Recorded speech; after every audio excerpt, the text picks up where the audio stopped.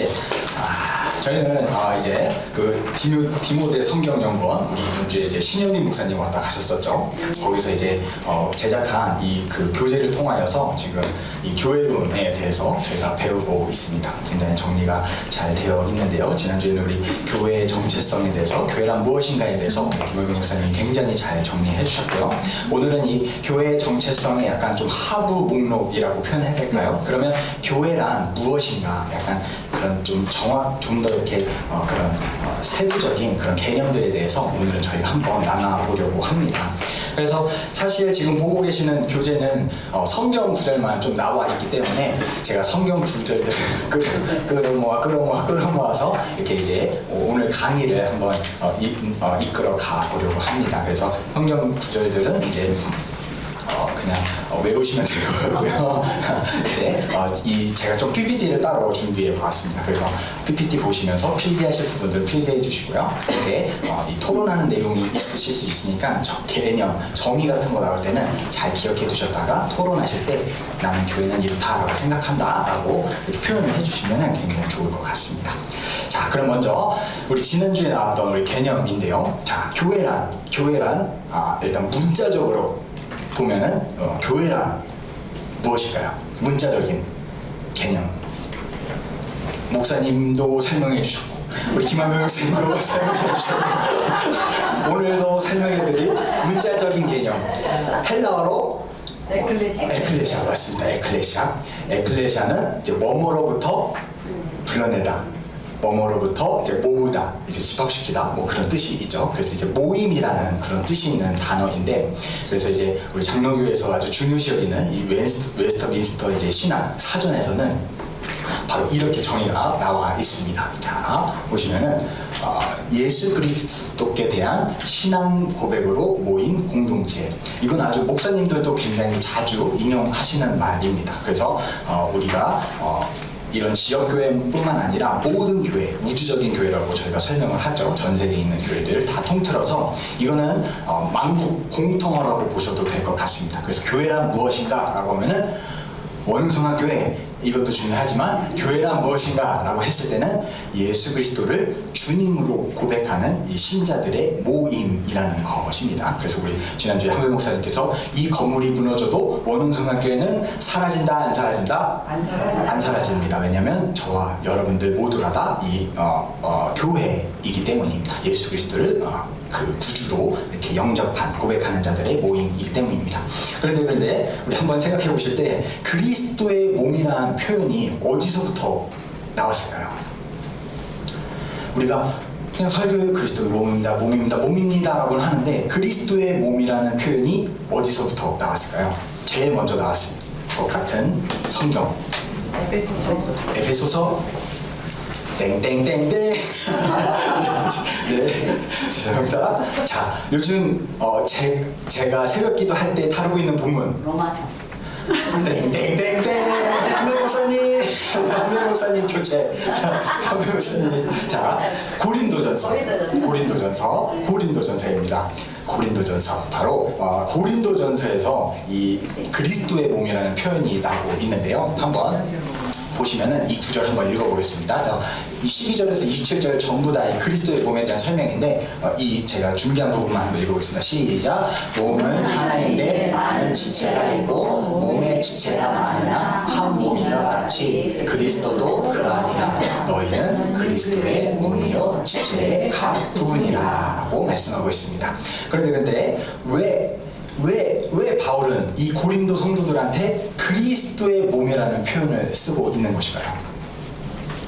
당시 이제 헬라 문화권에서 좀 철학적인 개념을 가져다가 끌었을 수도 있고, 뭔가 수사학적으로 그리스도의 나에게 좀 그렇죠. 이렇게 형용학적으로 사용할 수도 있는데 소마, 육체라는 표현을 썼습니다. 그리스도의 육체다. 굉장히 좀 원색적이죠. 그냥 육체, 몸이다. 참고로 저희 누레이도 지금 눈 떠서 지금 병풍 그림책이라는 걸 보고 있는데 고개만 돌리면 웬 초등학생이 팬티만 이렇게 있고 몸 그림을 이렇게 하는 거. 그러니까 돌 되기 전 아이도 배울 수 있는 이 몸을 표현하고 있는데 왜 그럴까요? 왜 그리스도의 몸이라는 표현을 썼을까요? 자, 그것은 바로 보시면은 당시 이 고린도 교회 성도들의 이 어떤 좀 생활 수준이라고 할까요? 좀 그런 지적인 수준이라고 표현해야 될까요? 당시 이 학자들의 추정에 의하면은 이 고린도 교회 성도들은 뭐 노예나 아니면은 뭐 이런 그런 이제 일반 서민 계층 이제 좀 그렇게 부유하지 못한 그런 계층에 속해 있던 자들이라고 합니다. 그러니까 고등교육을 받지 못한 이제 그런 자들이라고 하죠.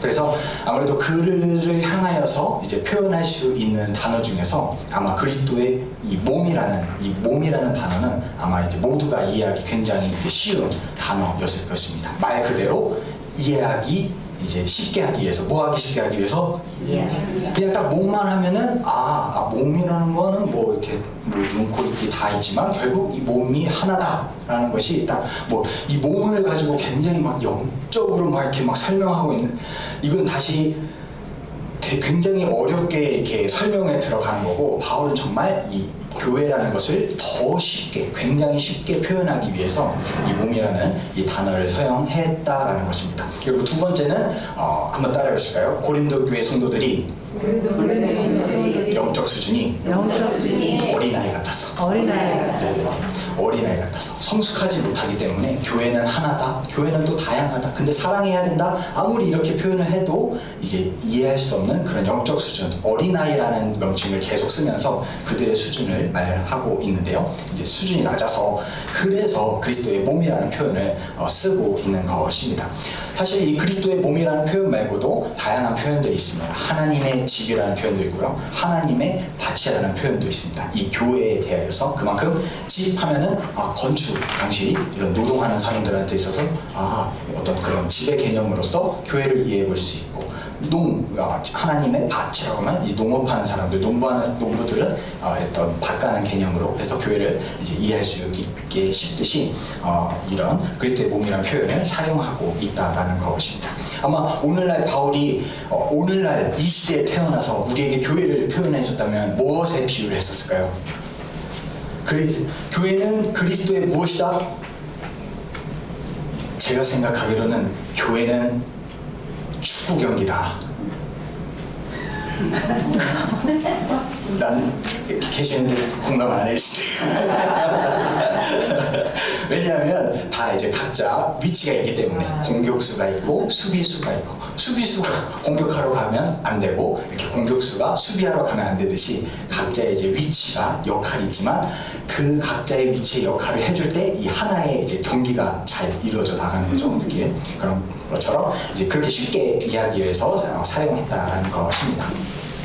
그런데 그렇다면 바울은 이 교회에 무엇을 이제 설명하기 위하여서 이 그리스도의 몸이라는 표현을 썼을까요?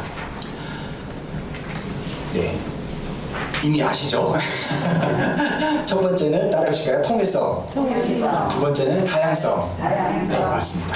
그리스도의 몸이라고 하는 이 표현을 쓴 이유는 바로 이 교회의 통일성과 교회의 이 다양성을 위하여서 이 설명을 하였다라는 것입니다. 다시 한번 보시면 이 노란색 글씨 한번 다시 볼까요? 시작! 몸은 하나인데 많은 지체가 있고 다양성, 몸의 지체가 많으나 한 몸인가 같이 통일성. 곧 이 몸은 하나이지만 뭐 눈, 코, 입기 여러 가지 지체들이 있고, 또 눈, 코, 입기 여러 가지 지체들이 있지만 저 뭐 이한준이라는 이 사람 하나인 것처럼, 사람 하나를 구성하는 것처럼 통일성과 다양성이 있다라는 것입니다.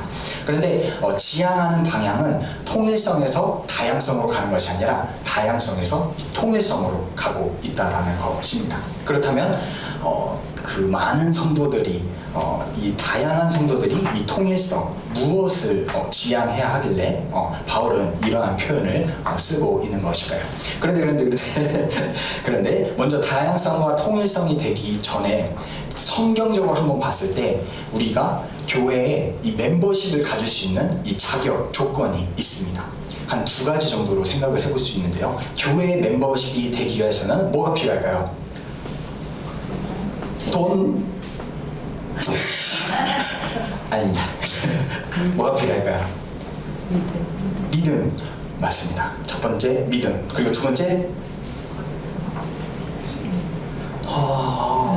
비둘기 맞습니다. 성령, 믿음과 성령입니다. 자, 한번 보시면은, 자, 왜냐면 여기서 보시면은 유대인이나 헬라인이나 이 다양성과 통일성을 설명하면서 반드시 유대인, 헬라인, 종이나 자유인 누구든지 자, 무엇으로 침례를 받고 무엇을 마시고 자, 이것을 이제 의미하는데요. 첫 번째 먼저 믿음에 대해서 이제 얘기를 하자면 그리스도의 몸이 되기 위해서는 먼저 로마서 7장 4절의 말씀 한번 읽어보겠습니다. 시작. 그리스도의 몸으로 말미암아 율법에 대하여 죽임을 당하였으니, 쉽게 말해서는 율법을 행함으로 말미암아 이렇게 교회 멤버십으로 참여하는 것이 아니라, 아까 교회의 정의는 무엇이었죠?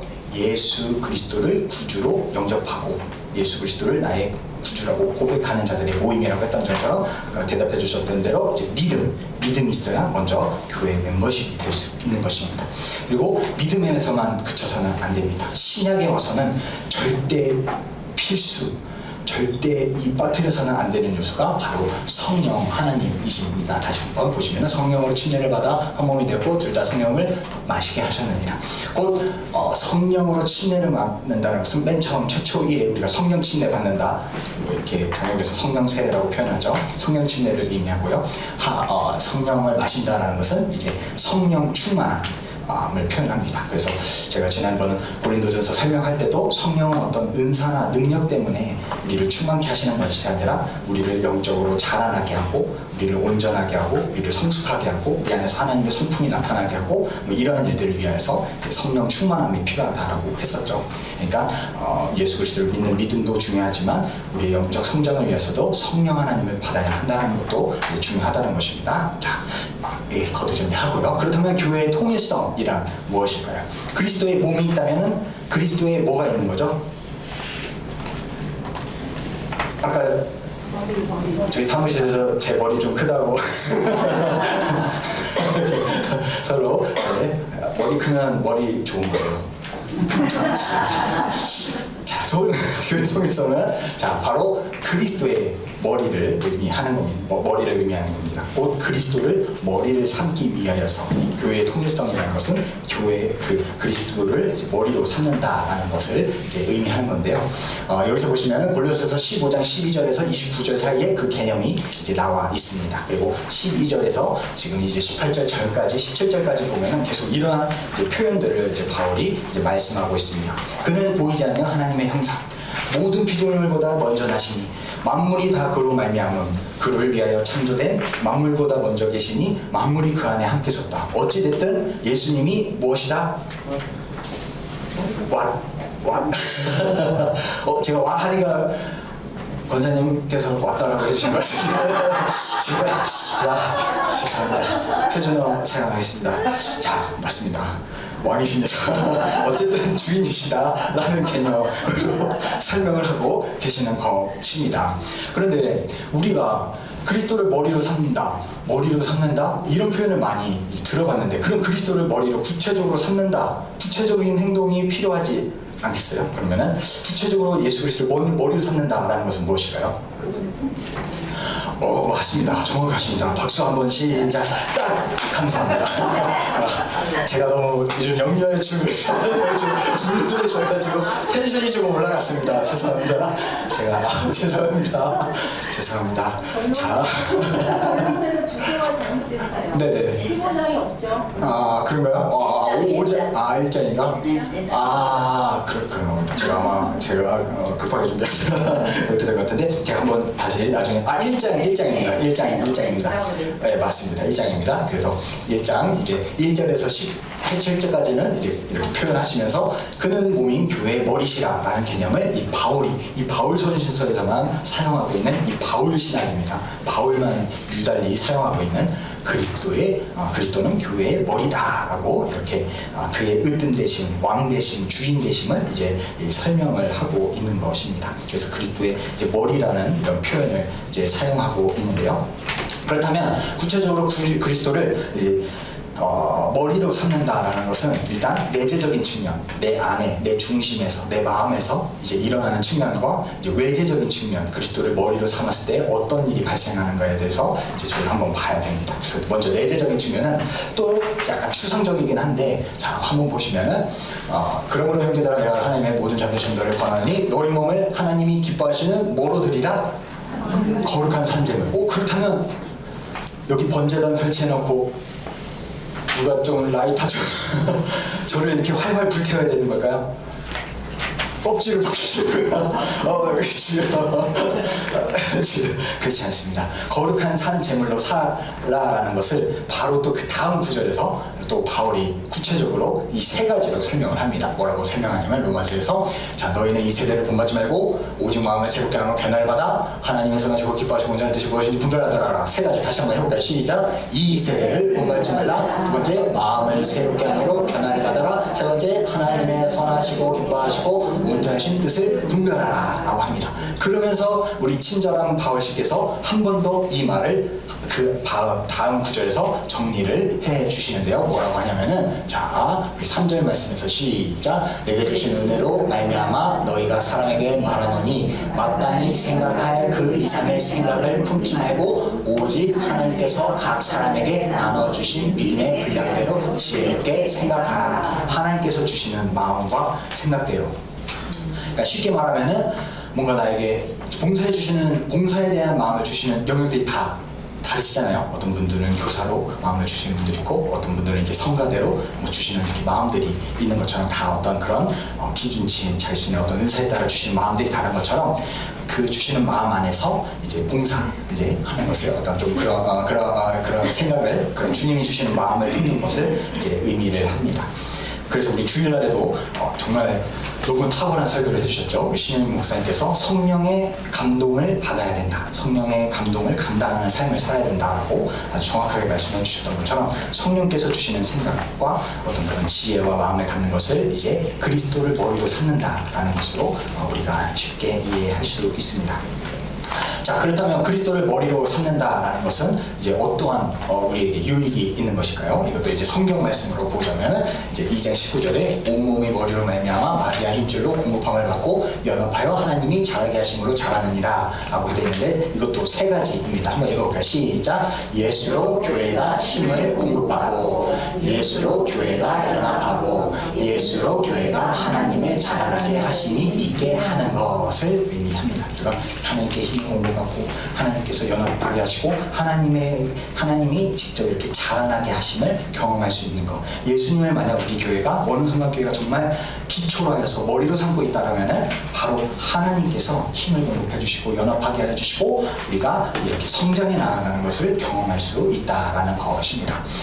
그렇다면 이렇게 통일성을 저희가 지향을 하고 있는데요. 예수 그리스도 십자가에 못 박히신 예수 그리스도를 지향하고 있는데 그렇다면 이제 다양성에 대해서 한번 저희가 논의를 해봐야 합니다. 왜냐하면 출신도 다르고 성분도 다르기 때문에 이러한 다양성에 대해서 설명하기 위해서 그리스도의 몸을 이제 사용하는 것인데 그리스도의 몸, 이 다양성에 대해서 한번 생각해 보자면 이 교회의 이 사명과 이 역할을 이제 설명하기 위해서 바로 이 교회의 이 다양성, 그리스도의 몸이라는 이 단어를 사용하고 있다라는 것입니다. 바울은 참고로 이 그리스도의 몸이라는 개념을 사용할 때 우리에게 어떤 좀 일을 해야 된다. 약간 조금 좀 사역적인 부분에 대해서 이제 많이 이제 강조를 하고 있습니다. 그리고 이 사역에서 이제 갈등이 일어나는 부분에 대해서 이 그리스도의 몸을 강조를 하면서 그 갈등을 이제 종식시켜 나아가려는 모습도 보이게 되고요. 이 고린도전서에서 그런 모습을 저희가 볼 수 있는데요. 이 바로 다양성이 있다라는 것입니다. 그래서 먼저 교회의 사명을 먼저 살펴봐야 합니다. 그러면 이 다양성을 가지고 교회는 무엇을 해야 되는가? 예수 그리스도를 머리로 삼아서 무엇을 해야 되는가? 이것도 성경을 봐야겠죠. 골로새서 1장 18절 다 같이 시작. 우리가 그를 전파하여 각 사람을 권하고 모든 지혜로 각 사람을 가르침은 각 사람을 그리스도 안에서 완전한 자로 세우려 함이니. 자, 각 사람이 굉장히 많이 나오고 있죠. 곧 다시 한번 읽어보겠습니다. 시작. 예수를 믿게 하기 위하여 전파하는 것, 예수에 대한 믿음을 성장하게 하기 위하여 각 사람을 권면하는 것, 예수를 따르게 하기 위하여 각 사람을 모든 지혜로 가르치는 것, 마지막 예수 안에서 각 사람을 성숙한 그리스도인으로 세우려 하는 것. 지금 저희가 하고 있는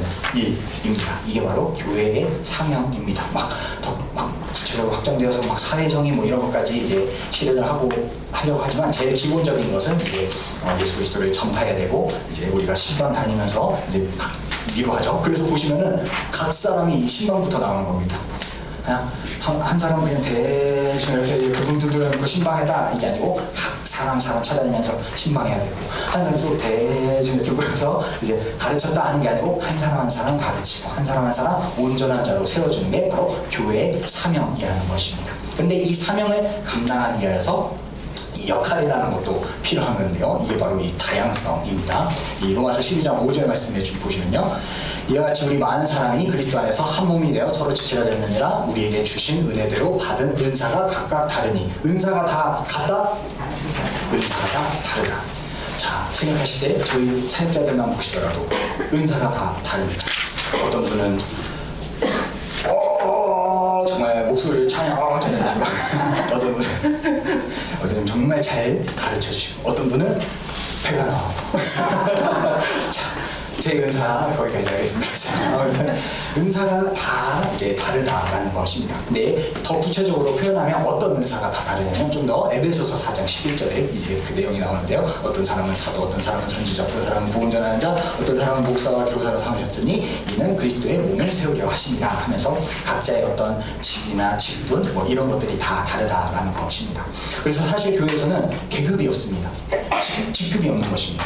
교회 만약에 조직도를 딴다면은 이렇게 수직도, 세상 우리가 그 교회를 좀 쉽게 운영하기 위해서 부득이 그런 걸 빌려오지만, 만약에 교회 조직도를 정말 성경적인 이상적으로 하자면은 교회 조직도는 일자입니다. 일자. 그냥 평면입니다. 평면. 사실 목사님도 이렇게 그냥 역할을 맡으신 그 은사를 맡으신 거고, 뭐 장로님들도 은사를 맡으신 거고, 각자의 그 기관장님들, 부서장님들, 가족장님들 각자의 은사를 이제 맡으셔서 그리스도의 한 몸을 세우기 위해서 이제 하고 있다라는 것.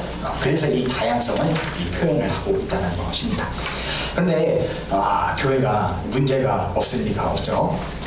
뭐 이렇게 출신도 다르고 이제 다 이렇게 뭐 성격도 다르고 뭐 이런 것처럼 이제 문제가 없기 때문에 바울은 이 그리스도의 몸을 세우기 위해서는 이제 다음과 같은 또 기준을 세워주고 있습니다. 이것도 우리가 이 그리스도의 몸 예수 그리스도를 머리로 삼기 위해서 이 다음과 같은 이 조건을 제시하고 있는데 이미 다 아시는 것들입니다. 보시면은 이것도 성경으로 봐야 되겠죠.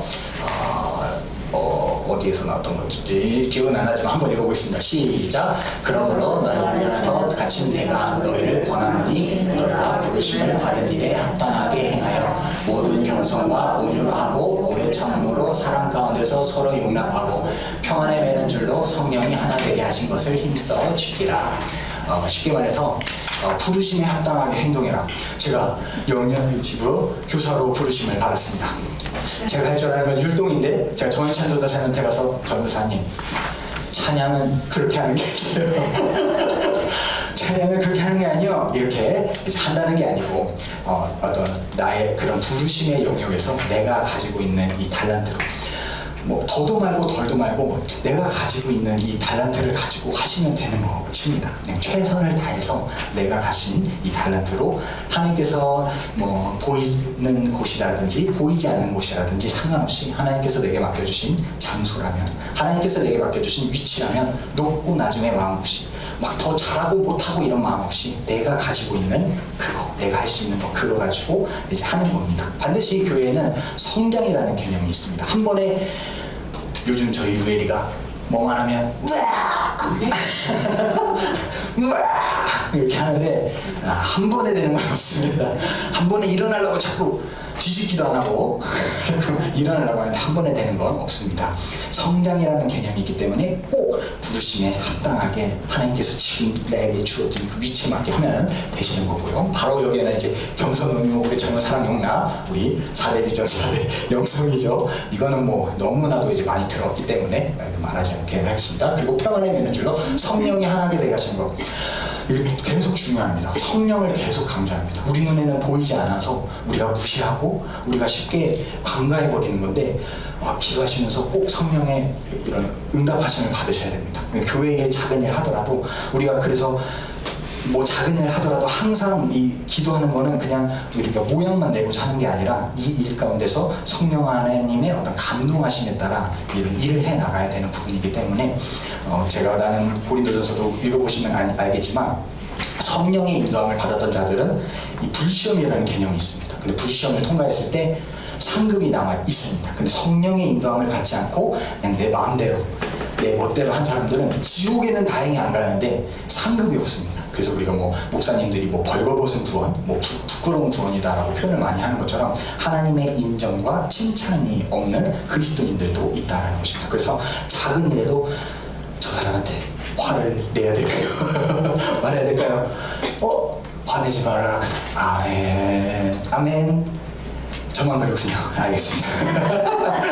그래서 이렇게 온유와 겸손함과 이런 마음을 가지고 이제 살아나가야 한다라는 것입니다. 끝. 이제 중요한 겁니다. 이제 그 기본적인 개념입니다. 성경을 근거로 한 기본적인 개념들이었기 때문에 이렇게 지난주에 나누셨던 대로 이렇게 뭐 4분, 3분씩 한번 모으셔가지고 이렇게 한번 나눠보시면 됩니다. 그래서 토론을 조금 그게 내용이 조금 저도 조금 토론하기 어려워서 제가 이렇게 좀 요약을 정리를 해봤습니다. 자, 한번 보시면 그리스도의 몸이란 무엇을 의미하며 이것은 교회에 어떻게 적용되는가. 아까 그리스도의 몸은 뭐 교회 통일성 뭐 이런 거였던 것 같은데 이건 그럼 어떻게 적용이 돼야 될까 한번 이제 고민을 해보시고요. 그러면 그리스도의 몸인 우리는 교회에서 무엇을 그러면 나는 교회 몸인데 나는 손인가 나는 발인가 나는 뭐지 나는 그럼 교회에서 뭘 해야 되지 한번 생각을 해보시고요. 그렇다면 우리 교회는 정말 몸으로 이런 통일성과 다양성이 균형 있게 성장하고 있는지 한번 여러분들이 이제 창립 2주년을 맞이해서 한번 설문조사 스스로 한번 해주시고요. 그리고 그렇다면은 그리스도의 머리는 예수님이시라면은 우리 리더들은 어떻게 좀 사역을 하면 좋을까라는 것도 한번 생각을 해보시면 좋겠습니다.